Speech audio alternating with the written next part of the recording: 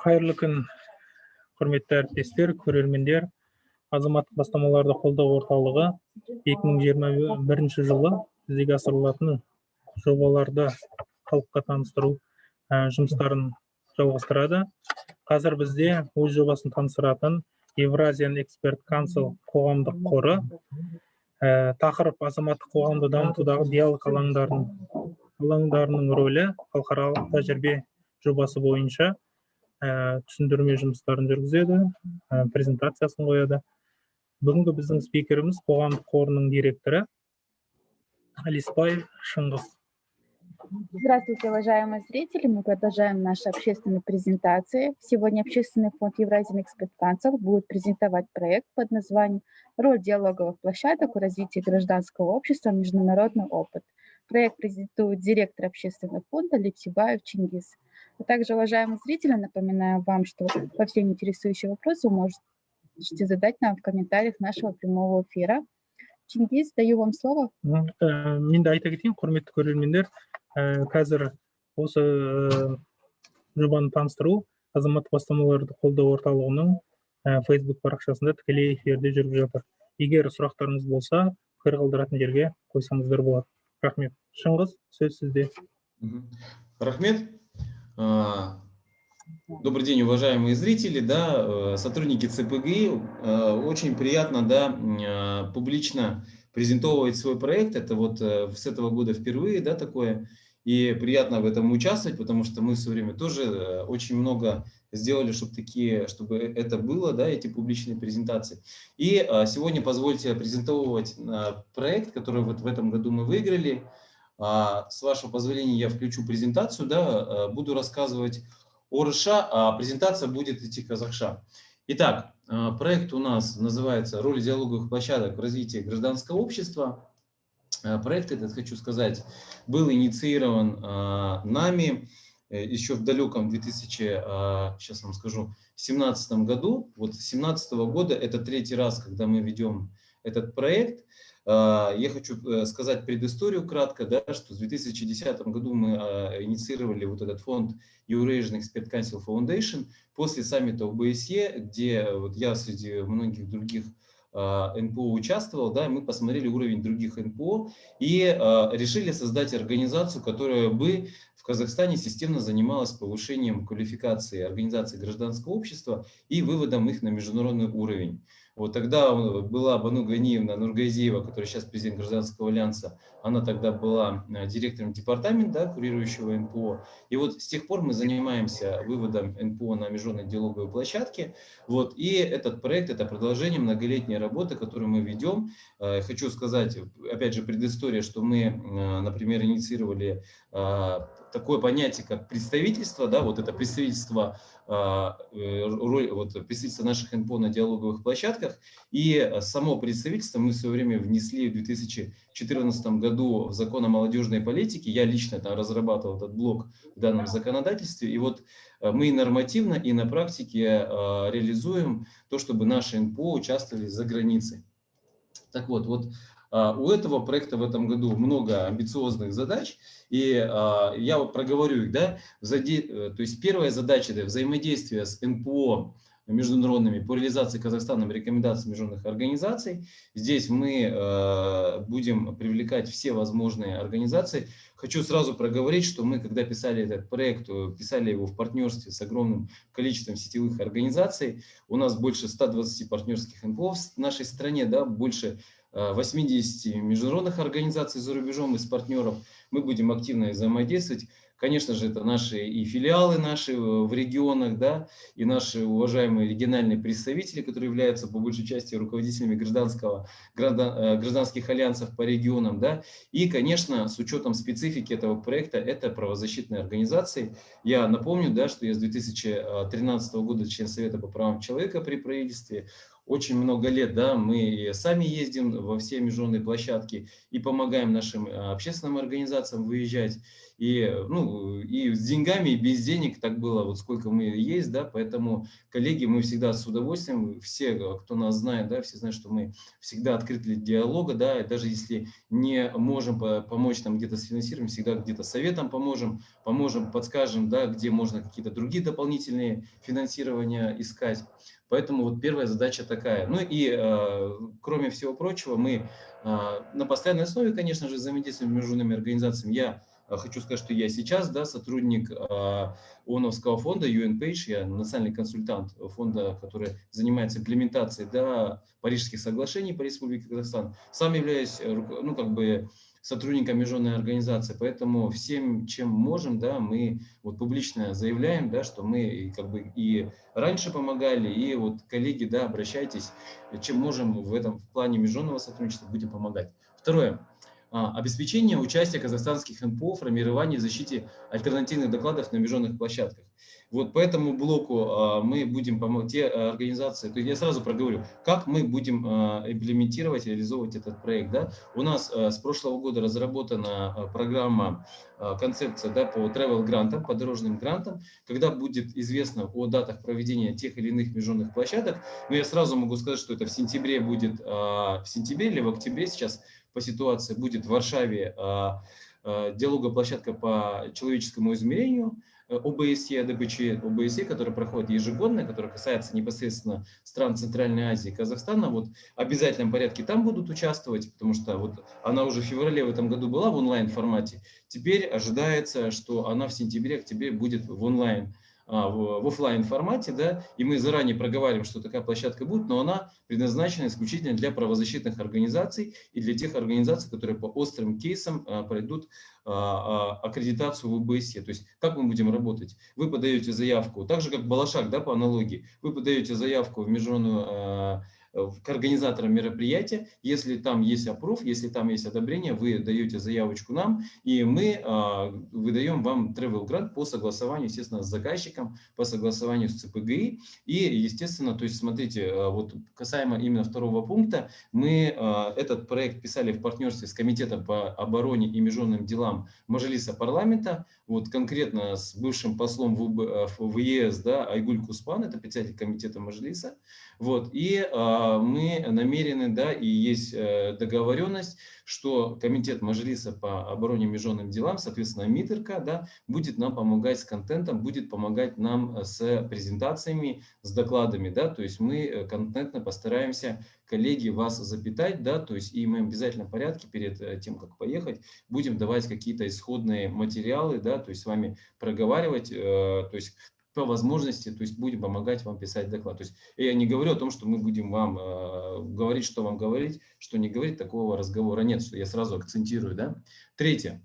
Обеспечить участие 15 представителей отечественных НПО на международных площадках. Ну, это вот как раз про это, да. Но пока мы точно можем говорить про КСО ДПЧИ, есть еще целый ряд площадок, да, коллеги, это на ваше усмотрение, но желательно, если вы планируете у нас получить travel грант, то желательно, конечно, чтобы вы заранее с нами связались, и мы с ЦПГИ, да, с нашим менеджером связались, да, и проговорили, и если интерес у МИОР есть, потому что это государственные бюджетные деньги, да, это не просто как бы на путешествие, да, чтобы не было потом таких разговоров, то есть мы должны, и мы обязательно согласуем, что вот эта площадка действительно интересна для МИОРа, вот, и если все будет окей, да, то мы тогда будем вас, так сказать, помогать, да, вам с путешествием, скажем так, с обеспечением вашего участия и контента, и вот получается через Travel Grant. Следующее. Усиление потенциала казахстанских НПО в выступлениях на международных диалоговых площадках. Ну, это вот как раз об этом я и говорю. То есть в чем сила в этом году этого проекта, что если раньше мы опирались на МИД, да,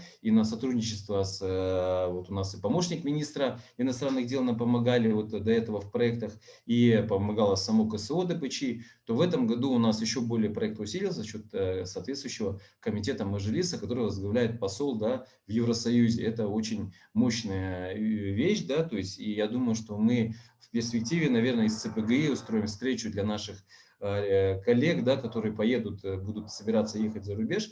Я думаю, что нам Айгуль Куспан не откажет, да, в такой малости. Мы еще встретимся и будем, так сказать, прокачивать НПО еще и с точки зрения официальной дипломатии.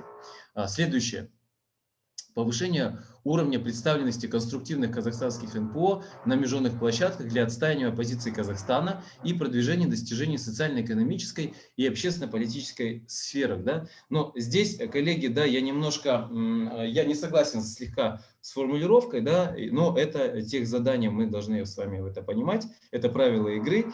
Я вообще не понимаю, что такое конструктивное НПО, да, но сразу говорю, да, то, что мы, конечно, это государственные деньги, и мы, естественно, как граждане Республики Казахстан, за то, чтобы наша страна была представлена в позитивном ключе, да, в конструктивном, для того, чтобы усиливать наши позиции, а не для того, чтобы наши позиции подтачивать. Я думаю, что этот момент очевиден, да, и очевидно, что мы будем настроены на то, чтобы больше показывать, конечно же, хороших, продуктивных практик. Вот могу просто сказать, что, вот, например, в 2019 году мы вот с проектом Кургау выступали на площадке вот этого самого КСУ ДПЧ, и просто был фурор, да, за рубежом не оказалось никакой альтернативы этому проекту Кургау, чтобы в 209 регионах, да, несколько десятков тысяч людей получили первичную юридическую помощь, чтобы 450 дел в судах, вот это мы уже тогда презентовали эти результаты, это был самый настоящий фурор, да, и нас практически, да, аплодировали все, кто нас слышал, и эта практика, она потом вошла в коммюнике, который по итогам этого мероприятия, да, выпускалось, поэтому ну, вот такие вещи, да, такие позитивные результаты, это в том числе благодаря гранту ЦПГИ, да, это было, в первую очередь, что финансовая поддержка была именно ЦПГИ и МИОР, поэтому вот такие проекты, да, такие практики, да, позитивные, вот, мы, конечно же, должны их транспарировать, да, мы должны показывать, что в Казахстане есть не только нарушение прав человека, но есть еще какие-то позитивные вещи, и государство выделяет деньги общественным организациям на то, чтобы эти организации в гуманитарном, в позитивном треке работали и сотрудничали с государством, да, а не противостояли ему. Вот, следующее. Подготовка доклада о казахстанском обществе в международных рейтингах с целью повышения имиджа страны, а также представления объективной и достоверной информации о происходящих в стране изменениях и процессах. Но я скажу так, что у нас есть огромный опыт в этом году. Мы в 16, 17 и в 19 годах совместно с Фондом развития парламентаризма в Казахстане, это Зурешка Бабекна Баталова, думаю, все знают. Я был один из содокладчиков, соавторов как раз альтернативного доклада в Комитет ООН по социально-экономическим правам. То есть, ну и уже сколько лет я, находясь в КСО, да, ДПЧ именно нашего МИДа, с этим поправчиком, мы тоже постоянно делаем альтернативные доклады по различным тематикам, что творится в нас с правами человека. Поэтому такой опыт есть, да, то есть мы и международные проекты ведем и вели. Вот, поэтому мы сами будем, конечно же, такой доклад готовить альтернативный. И очень круто, да, что государство нашло возможность на подготовку данного доклада. И, конечно, будем привлекать всех наших коллег-правозащитников, в первую очередь, коллег по различным направлениям защиты прав человека. Единственное, что здесь очень в общем написано блок социально-экономических прав. Мы потом с ЦПГИ согласуем более уже к середине проекта тематику, которая будет более репрезентативна на итоге года. И я думаю, что это будет интересный доклад. И мы также предлагаем всем коллегам, да, всем НПО, всем заинтересованным экспертам также включиться в эту работу и поучаствовать в разработке докладов. Да, то есть, ну, как мы, в принципе, сейчас собираем кейсы, да, по нарушениям прав человека и вот ведем поддержку, да, по юрконсультации. Следующий слайд, коллеги, это предлагаемые действия в рамках проекта. Ну, здесь, в принципе, я уже рассказал, но правила игры, да, давайте мы еще раз повторим. Итак, первое, да, сбор информации об альтернативных докладах на международных площадках, комментариев, экспертных мнений НПО, МНПО, да, касаемо реализации Казахстана в рекомендациях международных организаций. Но, опять же, мы здесь будем, наверное, делать какой-то блок, потому что таких направлений, да, просто где-то приблизительно десятков, наверное, 50, да, то есть только одних ЦУРов, если вы помните, 19, да, поэтому это просто нереально, на это нужно миллионов, это 800, да, чтобы этим всем заниматься, поэтому мы, наверное, выберем, наверное, права человека и в рамках вот этой вот узкой категории права человека еще выберем какое-то, ну, одно или два направления, например, права детей или блок социально-экономических прав или что-то такое. Коллеги, то есть мы ждем тоже, опять же, ваших предложений и ваших мнений, да, с учетом мнений всех заинтересованных экспертов, мы, наверное, уже будем это видение давать уже заказчикам, Центру поддержки гражданских инициатив. Второе. Проведение семинара для представителей НПО по повышению потенциала в сфере общественной дипломатии. Вот. Перспектив участия НПО в работе международных площадок, процедур подачи заявки на участие в них и форм работы данных площадок. Но я думаю, что такой семинар в онлайн формате мы, наверное, проведем где-то в середине, в конце июня. У нас, в принципе, тренинг как бы готовый, да, мы можем хоть сегодня его провести, да, хоть сейчас, да, потому что тренинги все уже у нас уже отработано за столько лет. Вот единственное, что мы хотим предварительно, да, понять тематики площадок, да, и их хотя бы в базе согласовать, а потом уже приглашать тематические НПО, которым будет более, ну, как бы продуктивно, более полезно участвовать в данном семинаре. Но поскольку этот семинар будет проходить в Zoom, да, то мы, скорее всего, сделаем возможность участия всех в нем. Вот, но и какая-то часть НПО будет, наверное, экспертов участвовать в офлайне, да, поэтому предполагаемый срок реализации это где-то июнь, да, мы так, в принципе, в заявке писали. Следующее. Проведение отбора 15 представителей казахстанских НПО. Я думаю, что здесь все понятно, мы уже об этом поговорили. Организация проведения курса «Спикер. Секреты публичных выступлений казахстанских НПО, прошедших отбор на участие в международных диалоговых площадках». Да? Но этот курс, да, будет немножко, как бы сказать, трансформирован. Мы в базе дадим, конечно же, скиллы, да, навыки по публичным выступлениям, но по нашему убеждению, да, это будет более тренинг для прокачки не то, что навыков выступления, да, а навыков именно, то есть аргументации, да, и конкретному фактажу по отдельным аспектам международных отношений, по отдельным аспектам прав человека. Да, то есть у нас уже тренинг по правам человека тоже готов, он уже апробирован, начиная, по-моему, с 16 по 20 годы. Мы порядка у нас 900 человек, в том числе где-то порядка 500 руководства МВД, да, по регионам и руководства МВД. Мы даже так проводили его в Академии государственного управления. Вот, поэтому тренинг у нас также готов. Единственное, что для него, ну, то есть мы его, конечно, должны чуть-чуть переработать под специфику международки, да, и условно говоря, под специфику конкретных мероприятий, да, чтобы он был более такой, ну, как бы действующий, да, более реалистичный. Следующее. Экспертно-техническое сопровождение разработки презентационных материалов для выступления на международных диалоговых площадках. Ну, об этом я говорил. Здесь мы будем привлекать ресурсы Комитета по обороне и международным делам Маджлиса парламента. Следующее. Проведение анализа обсуждаемых вопросов на международных диалоговых площадках, выработка позиций по различным вопросам с представлением конкретных предложений и обсуждением их широким кругом представителей заинтересованных сторон. Да, ну, такое длинное предложение. Одним словом, да, после того, как наши коллеги НПО съездят за рубеж, да, поучаствуют, мы будем просить у них, чтобы они сделали некоторые рекомендации и некоторый творческий отчет, да, по итогам этих мероприятий. Да, и эти рекомендации, это творческий отчет, у нас уже и был такой опыт, да, в 2019 году, мы потом будем уже в виде писем, да, предлагать для обсуждения и будем в виде тезисов, да, в виде докладов представлять на нашем как раз Совете по правам человека, который является уполномоченным, и в МИДе, да, который является уполномоченным органом по правам человека. Ну и, естественно, будем это высылать, да, и в канцелярию премьер-министра, и в МИОР, ну и, соответственно, в ЦПГИ. Такой опыт уже, коллеги, у нас есть. Я повторюсь, что мы этот проект реализуем уже очень давно. И у нас уже и в 2017, да, и в 2018-2019 годах был опыт, когда мы заносили рекомендации. И, хочу сказать, очень была бурная реакция, потому что за подписью премьер-министра выходили письма, поручения министерствам. То есть все было очень серьезно, да, и министерства получали вид, то есть получали конкретные поручения, да, по итогам писем, которые реализуются по итогам аналогичных проектов, да, где мы рекомендации давали по итогам того, что услышали за границей. И не только мы, да, но и наши коллеги. Следующее. Подготовка доклада о казахстанском обществе. Вот это тоже мне немножко не нравится, но опять же это техзадание. Подготовка доклада о казахстанском обществе в международных рейтингах с целью повышения имиджа страны, а также предоставление объективной и достоверной информации о происходящих в стране изменениях и процессах. Опять же, это альтернативный доклад, мы видим это так.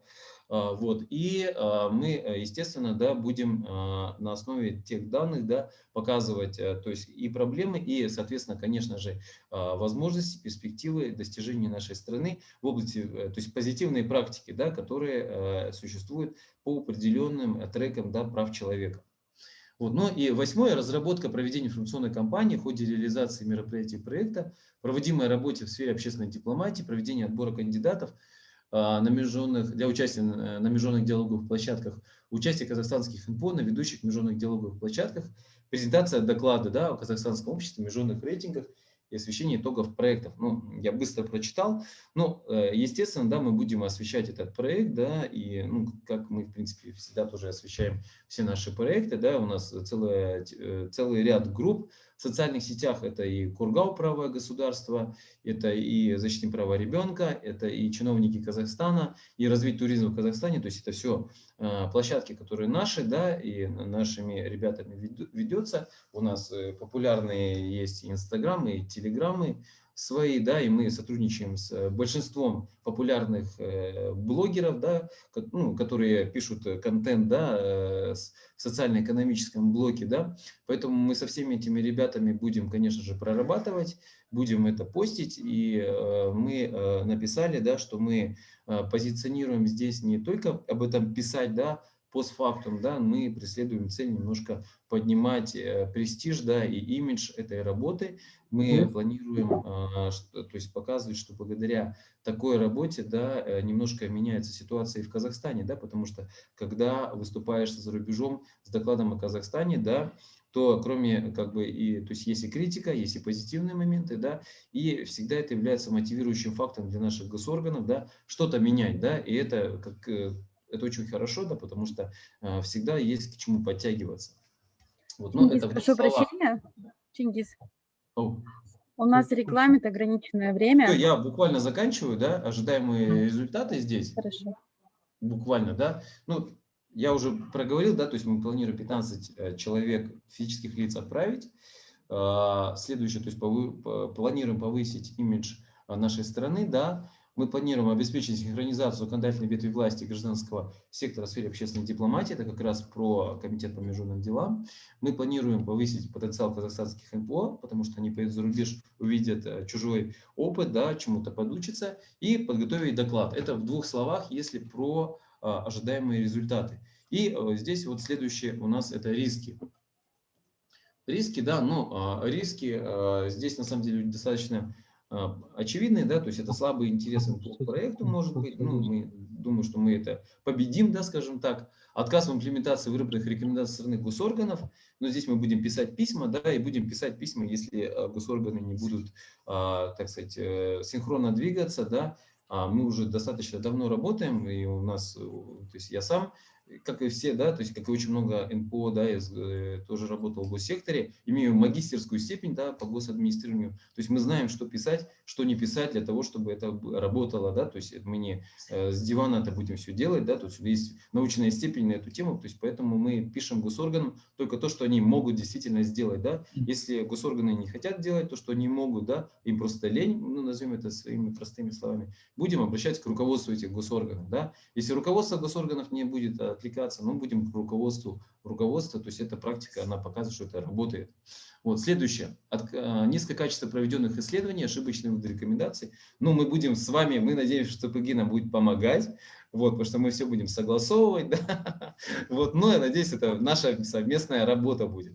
Следующее, да, ну и мы, конечно же, будем не сами это делать, мы будем и Казахстанское бюро по правам человека привлекать, и правовой медиацентр, да, и Зауриш Кабылбековну, и всех тех экспертов, кто пользуется действительно безусловным авторитетом, да, и Кугамова, Марата Чекишевича, и вот у нас вместе мы писали проект, и Марат Башимов, Институт европейского прав человека, который возглавляет, да, Совет правовой политики при президенте, то есть у нас в проекте мы сотрудничаем очень давно с ведущими правозащитниками нашей страны, да, с ведущими экспертами, поэтому я надеюсь, что они не позволят, они себя, так сказать, сотрудничество с нами, так сказать, позором покрыть, ну и мы сами, конечно, свою планку будем стараться держать. Ну и самая главная проблема – это усиление ограничительных мер. Ну вот, коллеги, я вот прямо перед эфиром смотрел Евроньюз, и вся Европа просто в дудочку дудит, да, и радуется, потому что локдаун почти везде уже снят, и мы надеемся, что буквально в течение месяца-другой все наши НПО, да, то есть привьются, и мы сразу проговариваем, да, что мы не будем вести никакой диалог с НПО, которые не имеют полных прививок. Да. Я сразу заявляю, да, нравится это кому-то, не нравится, да, я сразу говорю, то есть неадекватными людьми мы работать не будем, да, и чем бы это ни прикрывалось, какими бы словами, да, и сами понимаете, что визу никто не даст людям без прививки. То есть я думаю, что на этом, да, как бы об этом обсуждение должно как бы быть закончено. Вот. Но это сразу мы проговариваем, да, чтобы не было потом разговоров, что нас не пустили, а люди при этом не привиты. Да, то есть этого разговора не должно быть в принципе. Ну и вот, собственно говоря, наш проект. Еще раз напомню, да, что то есть финансирование, да, что сумма у нас 25 миллионов. 25 миллионов на 15, условно говоря, поездок. Это, в принципе, не такая прям большая сумма, но сумма достаточно хорошая, да, сумма достаточно приличная. Мы из этих затрат фактически на свое содержание, да, на содержание большой группы экспертов, да, на содержание офиса взяли небольшую сумму. Вот вы видите, да, это меньше пятой части проекта, это 4 миллиона 680 тысяч. Вот, у нас будет достаточно, у нас высококвалифицированные ребята, как вы сами понимаете, и то есть сразу проговариваю, то есть мы поставили, ну, не совсем такие мизерные зарплаты, как мы обычно ставим вот в этом проекте, да, мы поставили где-то по 150 где-то тысяч в среднем. Почему? Я сразу проговорю, потому что людей на 6, это краткосрочный проект, 6 месяцев. Я вынужден буду на 6 месяцев людей выдирать с основного места работы на 150 тысяч тенге. Я вам больше скажу, да, на эти 150, я как бы как взрослый человек, да, не имею морального права, честно говоря, людей выдирать за 150 тысяч тенге в месяц, да, это как бы мизерная зарплата, я считаю, для такой большой работы ответственной, да. Поэтому мы будем, то есть у нас ребята еще будут параллельно где-то на небольших проектах еще подрабатывать, да, потому что я считаю, что люди в Казахстане в 2021 году должны получать все-таки, ну, хотя бы долларов 700, да, для того, чтобы просто жить. Вот поэтому 4 миллиона 680 тысяч, да, то есть на достаточно большой штат экспертов, да, причем это ребята все со степенями научными, да, у нас практически нету неостепененных людей в организации, да, все с большим опытом, руководящим в госорганах. Вот я сам директором департамента, да, министерства был, и у нас ребята тоже на таком же уровне, в принципе, все, да, поэтому и в международных организациях все работают. Вот, поэтому я думаю, что это очень-очень небольшие деньги для такой большой работы, с учетом того, что, коллеги, мы практически не тратим деньги, да, на канцелярию, то есть на, будем говорить, привлечение внешних экспертов для разработки альтернативных докладов. У нас такие суммы есть, но они прямо мизерные, да, поэтому мы стараемся все привлекать как бы своими силами делать, да, с учетом того, что у нас уже есть свой собственный опыт и есть собственные как бы компетенции. Вот, на материально-техническое обеспечение мы тратим меньше даже, чем вот положено, это 2 миллиона 263 тысячи. Вы знаете, что по как бы одна из фишек грантов, что организация может на свое не содержание, да, на как бы на укрепление материально-технической базы тратить 10% от суммы гранта. Это фишка, отличие именно грантового финансирования от социального заказа. Я сам один из авторов, да, этой идеи, да, сам сидел в рабочей группе, которая это все разрабатывала, да. Мы чуть-чуть меньше, чем 10% здесь взяли, тоже на самое необходимое оборудование, но мы, как бы я знаю, что нас тут много смотрит, у нас достаточно старинная, большая организация, которая реализовывала огромное количество больших национальных проектов, да, последние 5 лет. Я просто скажу, у нас национальный контакт-центр по правам ребенка, проект, да, проект Кургау, вот эти диалоговые площадки, у нас еще много-много, у нас европейские проекты были, вот поэтому у нас достаточно большая организация, мы, в принципе, мы вот в прошлом году, позапрошлом году, когда реализовывали большой проект, да, не стали 30 миллионов брать, да, на техническое обеспечение, посчитали, что мы морально не имеем права такие большие деньги взять, вот, и истратили из этих 30 миллионов только мы 15 или 20 миллионов взяли на техническое обеспечение. Здесь сумма поменьше, да, поэтому мы чуть-чуть больше, да, взяли. Ну, опять же, меньше, чем могли, скажем так. Ну и прямые расходы у нас 15 миллионов уходит на прямые расходы, то есть на сами проведение мероприятий. Вот, из них вот сбор об альтернативных докладах 150 тысяч, вот, семинары для представителей по 4 миллиона 575 тысяч. Вот, причем надо сказать, что это не сумма не за семинар, там сидит именно позиции, то есть привлеченных экспертов, да, почему такая сумма, то есть это не семинар за 4 миллиона, чтобы кто-то не подумал, мы тем более, как все знают, да, у ЦПГ есть отличная практика выставления публичных отчетов, мы за все эти деньги, да, безусловно, будем и несем ответственность, и, конечно же, по итогам будем презентовывать результаты, чтобы не было разговоров, что мы какие-то сумасшедшие деньги на что-то потратили. У нас вообще, то есть мы даже раздатку всегда печатаем у себя, да, то есть на чем деньги пилятся, да, прямо скажем, да, если это раздаточный материал, всякие плакаты, мы этим не занимаемся, никогда не занимались. Вот. Третье. Проведение отбора 15 представителей вот, на отборочные мероприятия 200 тысяч, на участие казахстанских НПО 7 миллионов 700 тысяч, ну, порядка 8 миллионов, на организацию проведения курса «Спикер» 525 тысяч, на экспертно-техническое сопровождение разработки презентационных материалов 550 тысяч, анализ обсуждаемых вопросов 250 тысяч, да, подготовка доклада Казахстанского общества международных рейтингов 390 тысяч. Я вот хотел просто, да, обратить внимание, что суммы крайне небольшие для таких, потому что я могу сказать, берете любую наошку, да, даже, ну, Миора, да, условно говоря, и просто это все можете смело 2 нуля прибавлять, каждая из этих сумм. Вот смело прибавляете, там, ну, минимум 0 прибавляете. То есть мы в 10 раз дешевле делаем, чем по аналогии любая государственная структура. В 10 раз, это минимум. Я готов за это ответить, да, за эти слова. Следующее. Я прошу прощения, еще раз мы превышаем регламент. Да, все. Коллеги, вопросы? Давайте перейдем к разделу «Вопросы-ответы». Так, вы готовы, да? Первый вопрос у нас от наших комментаторов. А можно говорить, наших как зовут зрителей. комментатора по возможности? Данияр Ваков у вас. Так, Данияр Ваков, да, вопрос. По какому критерию будут отбираться представители казахских НПО? Ну, я уже проговорил, Данияр.